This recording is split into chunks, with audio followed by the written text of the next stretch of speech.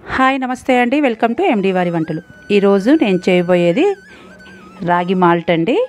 Summer వచ్చేసింది కదా, నీరసాన్ని తగ్గించడానికి అదేవిధంగా వెయిట్ లాస్ అవ్వాలనుకునే వాళ్ళకి చాలా బెస్ట్ రెసిపీ అనమాట.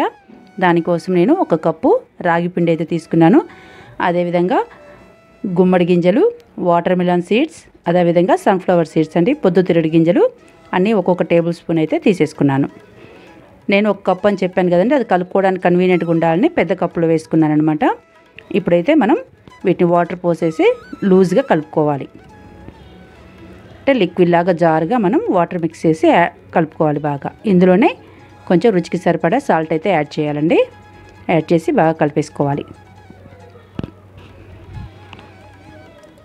ఇప్పుడు ఇంత చూపించా కదా సీడ్స్, వాటిని అయితే మనం ఫ్రై చేసుకోవాలి. ఫ్రై చేసుకొని వీటిని మనం మిక్సీ పట్టుకుంటాం అనమాట. సో నేను పోపు పెట్టుకునే బాండీ ఉంది కదా, దాంట్లో అయితే ఫ్రై చేసుకుంటున్నాను. ఒక పొయ్యి మీద అవి ఫ్రై చేస్తున్నాను. మరొక పొయ్యి మీద అయితే మన రాగి మాల్ట్ ఉంది కదా, అది ఉడకబెట్టుకోవడానికి ఒక తపాల్లో 1/2 లీటర్ వాటర్ అయితే యాడ్ చేస్తున్నానండి. 1 కప్పు పిండికి 1/2 లీటర్ వాటర్, అప్పుడే చాలా బాగా వస్తుందన్నమాట.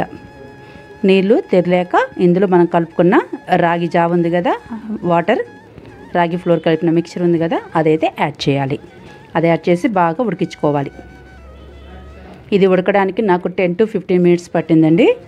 ఇలా ఉడికిన తర్వాత ఇందులోనే మన రుచికి సరిపడా బెల్లం అయితే యాడ్ చేశాను నేనైతే. ఇది ఎంత ఉడికించుకుంటే అంత టేస్ట్ అండి. నా మినిమం నేనైతే 15 మినిట్స్ అయితే 12 to 15 మినిట్స్ అయితే నేను కుక్ చేసుకుంటున్నాను.